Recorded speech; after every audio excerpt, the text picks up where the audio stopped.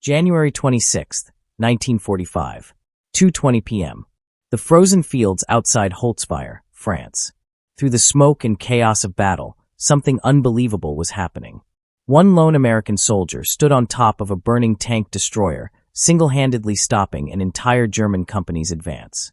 The elite mountain troops of the 2nd Berg's Division, battle-hardened veterans brought in from Norway for this offensive, were being held back by someone who looked like a boy barely weighing 50 kilos.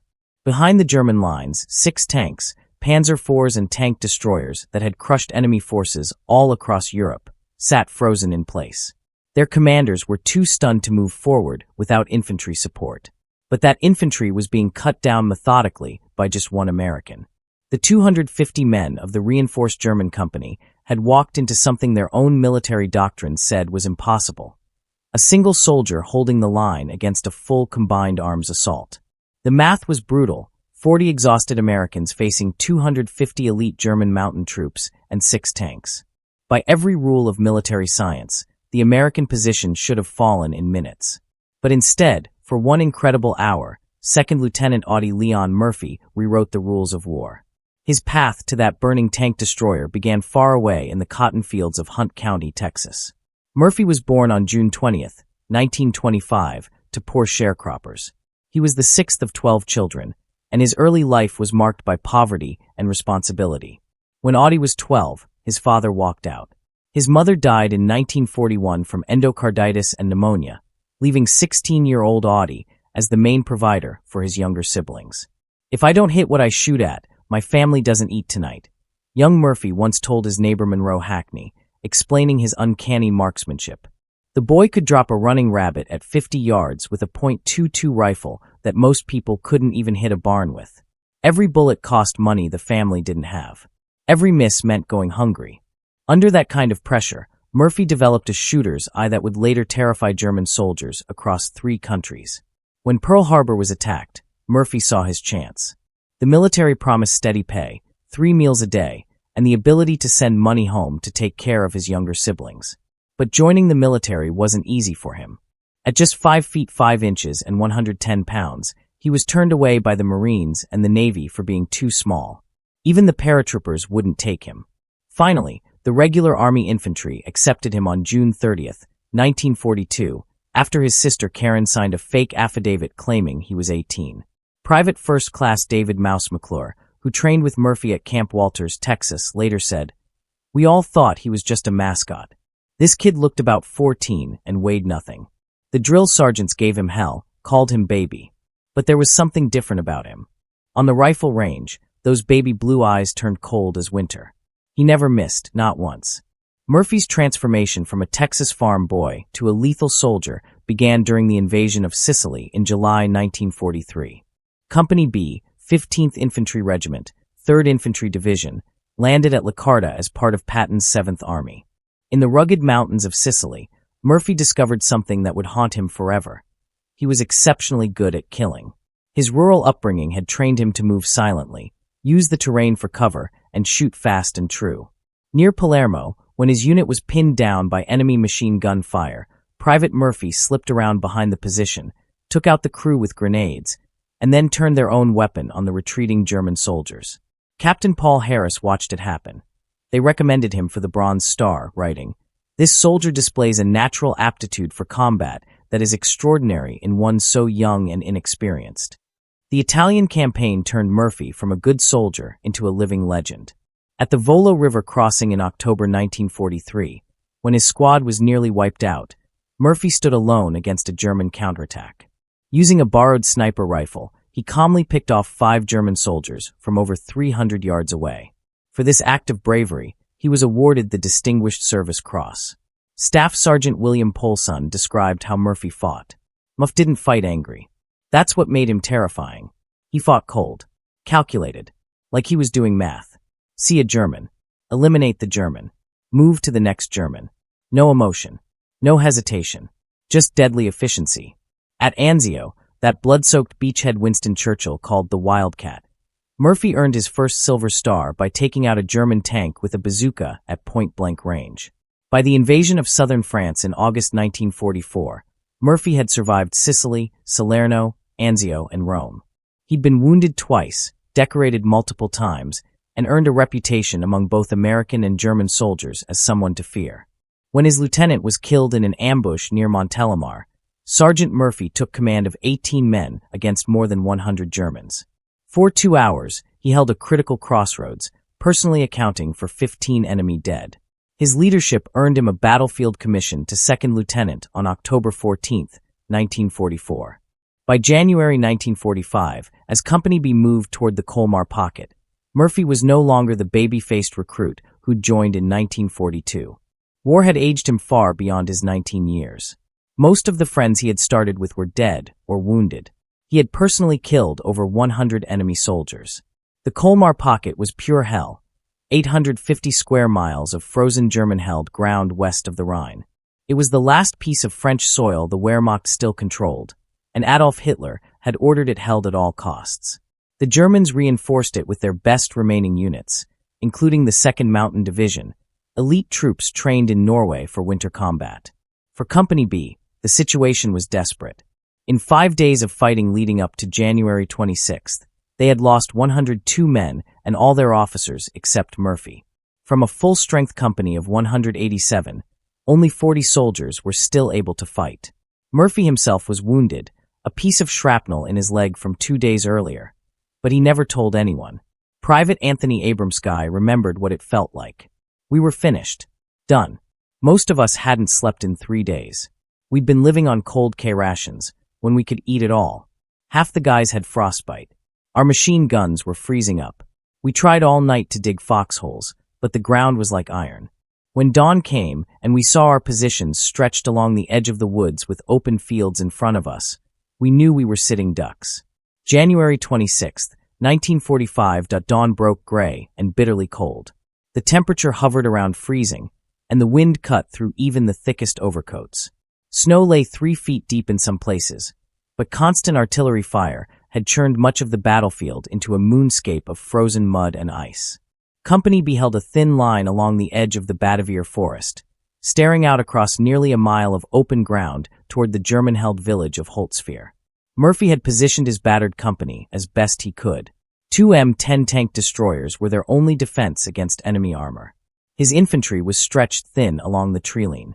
He set up his command post in a drainage ditch that gave him some cover and a clear view of the ground ahead. Field telephone lines linked him to supporting artillery batteries, their only real hope of stopping a full German assault. The German attack began with an artillery barrage at 1,300 hours. Shells burst in the treetops, raining down deadly fragments on Company B's positions. The barrage lasted only 30 minutes, but to the men crouched under it, it felt like hours. At 1,400 hours, the German attack came into view. Private First Class Donald Ekman was the first to spot them. "You could see the pennants on the antennas of the German tanks," he said later. 6 of them, spread out in attack formation. And behind them, Jesus Christ, there must have been 250 infantry, all in white snow camouflage. They moved across that field like ghosts. Murphy's first move was to call in artillery support.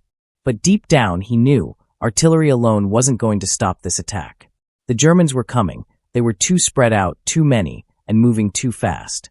At 600 yards, the M10 tank destroyers opened fire. Their first shots missed. The crews were exhausted, their hands stiff from the cold. The German tanks fired back immediately, and with deadly accuracy.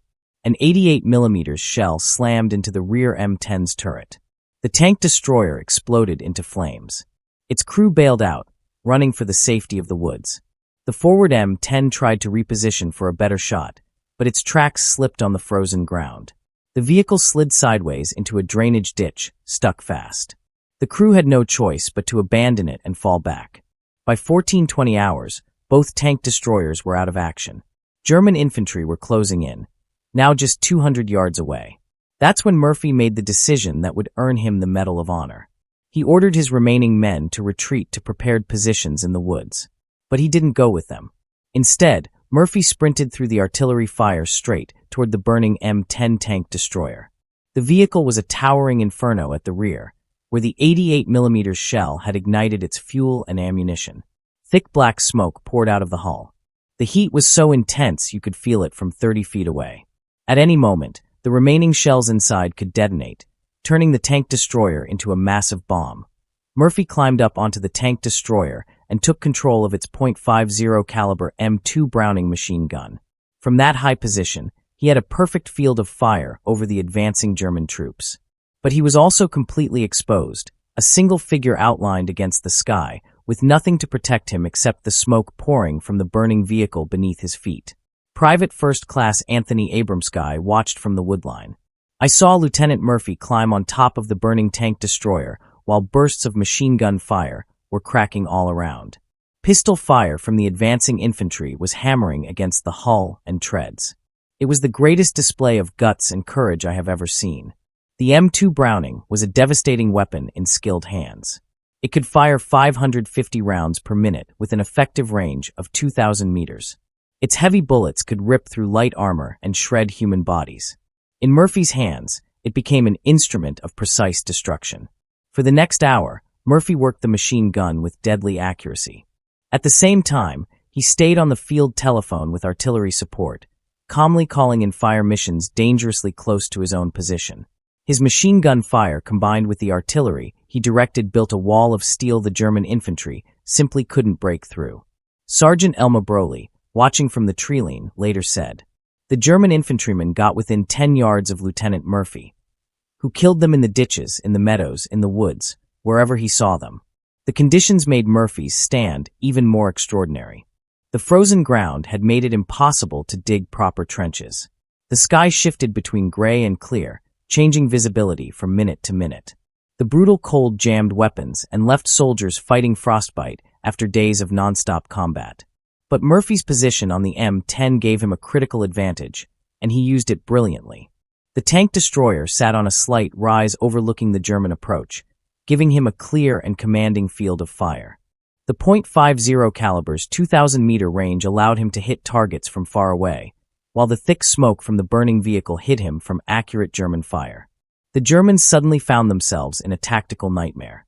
Their tanks, expecting to crush the weakened American line, couldn't advance without infantry protection, and that infantry was being systematically destroyed by Murphy. Wehrmacht doctrine depended on tanks and infantry working together. Without foot soldiers to cover them, the tanks were forced to pull back rather than be isolated. Technical Sergeant Morris Wald, watching through binoculars from the battalion command post, later testified, "Murphy's fire was incredibly accurate. He wasn't just spraying bullets. Every burst was aimed. He was picking off German infantry like he was at a shooting gallery. I saw him cut down an entire squad trying to flank our position. By 1500 hours, after 40 minutes of continuous firing, Murphy's ammunition was running dangerously low. The machine gun's barrel was glowing red-hot from the heat. The burning tank destroyer beneath him was starting to sink into the frozen ground as its tracks and wheels melted. German infantry had pushed to within 10 yards of his position. Private Charles Owen remembered. We could hear the lieutenant's .50 starting to slow down. He was running out of ammo. Some of the Germans must have realized it too because they started rushing forward. Murphy grabbed his carbine and started picking them off with that. At about 1,510 hours, with nearly no ammunition left and German soldiers closing in, Murphy made the most desperate call of the entire battle. He ordered the artillery to fire directly on his own position. Lieutenant Walter Weiss-Fenning, the forward observer, initially refused. They knew calling in artillery would mean certain death for Murphy. But he didn't hesitate. "I'm giving you a direct order. Fire on my position now," Murphy insisted. The first shells slammed into the ground just 50 yards from the burning tank destroyer. The explosions ripped through the frozen earth, blasting shrapnel in every direction. German infantry caught in the open were shredded where they stood, but Murphy, still exposed on top of the vehicle, was inside the kill zone too. Shrapnel tore through his leg, his second wound of the day, but he kept firing the last of his rounds. The brutal combination of Murphy's gunfire and the thunderous artillery barrage shattered the German assault. The remaining infantry, about 100 men, began to fall back toward Holzweiler. Their tanks, now without infantry support and facing accurate artillery, reversed course and withdrew. At around 1,520 hours, after an hour of relentless combat, Murphy finally climbed down from the burning M10. His uniform was scorched from the heat. Blood ran down his leg from the shrapnel wounds. Behind him, The tank destroyer burned fiercely, finally exploding 10 minutes after he left it. The battlefield before him was a scene of destruction. German bodies lay scattered across the snow-covered fields. Military historians estimate around 50 enemy dead, with many more wounded. The survivors were in full retreat, their officers unable to rally them for another attack. Murphy walked back to the woodline where his men were waiting. Private Abramsky later remembered. He was calm. Scary calm. He just asked if we had any casualties from the artillery. He made sure everyone was safe, then calmly sat down and lit a cigarette like nothing had happened. His hands didn't even shake. What's most surprising in the historical records of this incident is how little we hear from the German side. Even after digging through German military archives, the Bundes Archive and veteran organizations, there are no known quotes, diary entries, or personal testimonies from German soldiers about Murphy's actions. This silence stands out because the fight was intense and must have shocked the German attackers. There are several reasons for this gap in the records. Murphy's defense alone caused around 50 German casualties, which likely wiped out many who could have told the story. In the final months of the war, many Wehrmacht division records were destroyed. And after their failed attack, the Germans quickly pulled back. American reports describe them as discouraged and demoralized, not exactly in the mood to write down a humiliating defeat. The German units involved have been identified from operational records. The main force came from the 2nd Mountain Division, supported by parts of the 708th Volksgrenadier Division and the 285th Assault Gun Battalion. These weren't rookies, they were elite troops. The mountain soldiers especially were experienced veterans, which made their failure against a single defender even more shocking to their tactical expectations. The 2nd Mountain Division's war diary for January 26th contains just one line. Attack on American positions near Holzwehr repulsed with heavy casualties. Enemy resistance heavier than expected. That simple entry hides the chaos and disbelief that must have been felt among the German ranks. These were elite mountain troops, men who had fought in Norway, Finland, and on the Eastern Front. But they had never faced anything like this. A single soldier who seemed untouched by fear, exhaustion, or even the basic instinct to save his own life. After the war, German military analysts included this battle in their study, Verteidigung gegen Überlegenheit, Defense Against Superior Forces, published in 1965. Their report pointed out several reasons for their defeat. They were overconfident because they had more men, they couldn't adapt when their first assault failed, and their tanks and infantry didn't work together the way they should have. The Germans never tried attacking Company B's position again. That night, hidden by darkness, they quietly pulled out of the area. These were elite troops, brought in from Norway for this very offensive, soldiers who had fought for 4 years without retreating. Yet this time, they withdrew without even waiting for orders. The mental blow of being stopped by one American soldier was even more powerful than their physical losses. Murphy's stand at Holzwehr didn't just win a single fight, it changed the bigger picture. His defense helped the 3rd Infantry Division hold on to the vital Bois de Riedwehr forest, which controlled the approaches to the village of Holzwehr. Because the Germans couldn't break through, their forces in the Colmar pocket were running out of time. The next day, January 27, 1945, Holzwehr itself fell to the 30th Infantry Regiment. Within just a few weeks, the entire German bridgehead west of the Rhine was wiped out. That single loss took 50,000 German soldiers out of the war and gave the Allies the freedom to launch their final push into Germany. This battle proved that even Germany's elite units could no longer break through determined American defenses, no matter how many troops they had. General Jean de Lattre de Tassigny, commander of the French First Army, understood how critical the defense of the Holzwehr approaches had been. The stand of the American 3rd Division, and especially the unbelievable actions of Lieutenant Murphy, shattered German resistance in Alsace. The lessons learned from Murphy's stand, especially how powerful artillery and automatic weapons can be when combined in defense, shaped American battlefield tactics for the rest of the war in Europe. France showed its gratitude years later. In 2000, the 3rd Infantry Division was given the honor of wearing the French fourragère. A memorial was built at the site of the battle so future generations of French citizens would remember the young American who helped free their homeland. On June 2, 1945, Lieutenant General Alexander Patch presented Murphy with the Medal of Honor, the nation's highest military award. Even the official citation, usually dry and formal, struggled to fully express what he had done. Murphy was completely alone, exposed to German fire from three sides, but his precise shooting killed dozens of enemy soldiers and broke their attack. For an hour, the Germans threw everything they had at him, but he refused to give up his position. The award ceremony took place near Salzburg, Austria. Surviving members of the 3rd Infantry Division gathered to see their comrade honored. Brigadier General Ralph B. Lovett and Lieutenant Colonel Howlett D. Edson, the men who had recommended Murphy for the medal, stood proudly by his side. That it was made clear again and again that Murphy's actions had saved Company B from being completely wiped out. Because of him, the division was able to hold its vital position. But Murphy himself never saw what he did as heroic. When people asked why he had climbed onto a burning tank destroyer, his answer was blunt and honest. They were killing my friends. It wasn't a heroic act. I figured if one man could do the job, why risk the lives of others? After the war, Murphy carried deep wounds that couldn't be seen. What was then called battle fatigue, today known as PTSD, shaped the rest of his life. He struggled with sleepless nights, terrifying nightmares, and constant alertness. He kept a loaded pistol under his pillow. Eventually, he began sleeping in his garage with the lights on, unable to face the darkness that reminded him of night combat. "I remember the experience as if I do a nightmare," he once said. "A demon seemed to have entered my body." Murphy didn't hide what he went through. He spoke openly about it, something rare for war heroes at the time.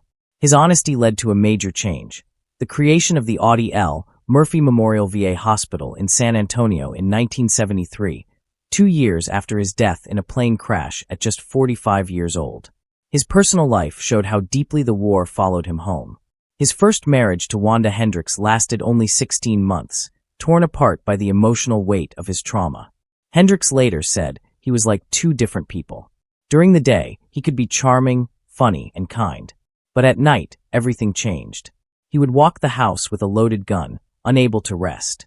He often slept in the garage with the lights on, haunted by memories of night patrols. Even though Murphy battled his own demons, he became one of the first voices to speak up for veterans struggling with the invisible wounds of war. In 1966, he wrote in the Saturday Evening Post, "I can't remember when I didn't have nightmares. They became part of my life, like breathing. But I was lucky. I could afford doctors, medication, therapy. What about the veteran who can't? What about the thousands coming back from Vietnam with the same problems?" Murphy's legendary stand at Holzfeuer wasn't just about courage. It was also about firepower. His main weapon, the .50 caliber M2 Browning machine gun, designed by John Browning in 1918, was one of the most powerful heavy machine guns of World War II. Its massive .50 BMG round could punch through 1 inch of armor at 100 yards. Each bullet carried over 13,000 foot-pounds of energy, enough to tear a human body apart. The M10 tank destroyer he fought from carried 51 rounds of 3-inch ammunition, 1,000 rounds of .50 caliber ammo, and 300 gallons of gasoline. When a German 88mm shell hit it, the fuel caught fire, burning at more than 1,000 degrees Fahrenheit. That tank was basically a giant bomb waiting to go off. The fact that it burned for over an hour without exploding was nothing short of a miracle. Murphy was fighting while standing on a live fuse. His skill with artillery was just as critical. The 105mm howitzers supporting him could send a 33-pound high-explosive shell more than 11,000 meters. Each blast had a kill zone 50 meters wide, with deadly shrapnel reaching up to 200 meters. Murphy had those shells landing just 50 yards from his own position. Danger close by any military standard. That precision turned his one-man defense into the strength of an entire company. Later, military scientists tried to figure out the odds of Murphy surviving that hour. The Germans threw everything at him: 250 infantrymen armed with rifles and machine guns, 6 tanks with their cannons and coaxial guns, and around 10,000 rounds fired directly at his position. And somehow, he lived. Even if the Germans weren't the best shots because of the distance and the smoke hiding Murphy, experts estimate that, statistically, he should have been hit 15 to 20 times. What he pulled off physically was almost impossible. The M2 Browning weighs 84 pounds and kicks hard with every burst. Murphy had to keep his balance on top of a burning tank destroyer, absorb the weapon's brutal recoil, and stay focused, all while being fired at from 3 directions. The smoke pouring from the burning vehicle made it hard to breathe and even harder to aim. Historians and psychologists have spent decades trying to understand what allowed Murphy to fight like that. Was it the way he grew up poor, learning to survive no matter what? His years of hunting that made aiming and shooting second nature? Or was it simply being in the wrong place at the right time? Dr. Dave Grossman, author of On Killing and a leading expert on combat psychology, calls Murphy a perfect storm of factors. He had the technical skill from hunting, the drive that came from growing up in poverty, the emotional detachment formed by early trauma, and, most importantly, a powerful instinct to protect his men that overpowered his own fear of death. Murphy's own words back this up. Whenever he was asked why he climbed onto the burning tank destroyer, his answer was always the same. They were killing my men. That single sentence shows exactly what drove him. This wasn't about glory, strategy, or medals. It was personal. He was fighting for the men he commanded. Years later, in a 1968 interview just 3 years before his death, Murphy reflected on that day with unsettling honesty. People talk about that day like it was heroic. Maybe it was. But I became something inhuman. That day, I turned into a killing machine. I felt nothing. No fear, no anger, just a cold determination to destroy. Audie Murphy's military record has never been matched by any American soldier. He received every combat medal the U.S. Army could give, some of them more than once. In total, he earned 33 decorations, including the Medal of Honor, Distinguished Service Cross, 2 Silver Star Medals, the Legion of Merit, 2 Bronze Star Medal awards, 3 Purple Heart medals, plus 5 more decorations from France and Belgium. But Murphy's real legacy goes far beyond medals. He was one of the first American war heroes to speak openly about the hidden wounds of war. The Audie L. Murphy Memorial VA Hospital now specializes in treating PTSD and other combat-related psychological injuries. His autobiography, To Hell and Back, has helped countless veterans understand that they are not alone in their struggles. Murphy's story has become part of American military tradition. The United States Army Infantry School still teaches his legendary stand at Holtzfire as a lesson in defensive tactics, leadership under fire, and how to use supporting weapons effectively. The Audie Murphy Club honors exceptional NCOs who lead with the same courage, loyalty, and selflessness he showed. Master Sergeant Ronald Johnson, president of the Fort Hood Audie Murphy Club chapter, explains why his story still matters today. Every generation of soldiers needs heroes, examples of what ordinary people can do in extraordinary situations. Murphy proves you don't have to be 6 feet tall or come from a military family to be a warrior. You just have to care more about your brothers in arms than yourself. Military experts still argue over one big question. Could Audie Murphy's stand ever happen again in today's wars? Modern battlefields look completely different. Satellites, drones, and precision weapons make everything visible.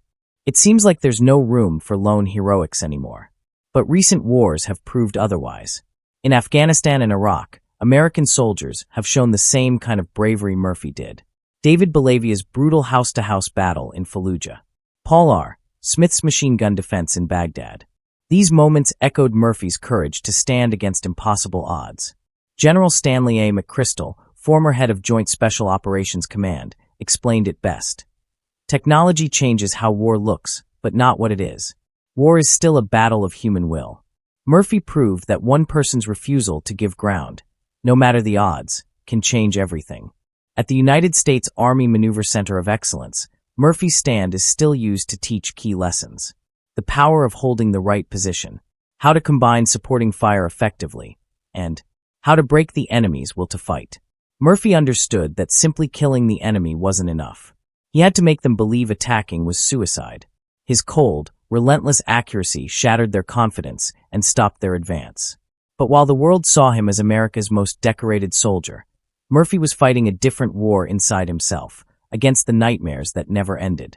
The man who showed no fear on top of a burning tank destroyer was terrified of the darkness in his own mind. His wife, Pamela Murphy, who married him in 1951 and stayed by his side until his death in 1971, shared how deep those wounds went. Audie carried invisible scars that never healed, she said. He'd wake up screaming, reliving battles that had happened 20 years earlier. But he never stopped fighting, not on the battlefield, but for other veterans. The war never really ended for Audie Murphy. Instead of letting his pain destroy him, he turned it into purpose. His personal battles became a weapon for change. Murphy spoke openly about what we now call PTSD, helping the world understand that combat stress wasn't weakness or cowardice. It was a real medical condition that needed care. Because of his courage to speak up, thousands of veterans found the strength to get help they might have been too ashamed to ask for. On January 26, 1945, Second Lieutenant Murphy proved something unforgettable. One determined person can stop an army. His stand at Holtz shattered Nazi myths about American soldiers. They weren't soft boys, as German propaganda claimed. They were sons of farmers, factory workers, and ordinary people hardened by the Great Depression and life struggles. Men who could fight with the strength of any warrior in history when defending their friends. The silence in German records about that day says everything. They couldn't explain what happened. It wasn't just a battlefield defeat. It was a psychological and moral collapse. They had come face to face with someone better at war than they were. And that broke something deep inside their warrior identity. Today, the fields outside Holtzweiler are calm farmland again. The craters are filled in. The blood washed away long ago. But every January 26th, people gather at the memorial, French locals, American veterans, and sometimes elderly Germans, to honor that moment. Murphy's story isn't about being fearless. By his own words, he was terrified. True heroism is about acting even when you're afraid, when people are counting on you. It's about standing your ground when retreat would be easier. It's about becoming something larger than yourself, if only for one moment. That's why the Germans were stunned that day. Their tactics, their weapons, their numbers, none of it could break one man's will. What they faced wasn't something military science could measure or doctrine could defeat. It was the unstoppable human spirit, embodied in a 110-pound Texan who would rather die than see his friends killed. His stand at Holtz remains proof for all time that one person, in the right place at the right moment, with the right reason, can change everything. The boy who once hunted rabbits to feed his family became the man who stopped an army to save his friends. In war, as in life, the most powerful thing isn't the weapon. It's the transformation of an ordinary person into something extraordinary.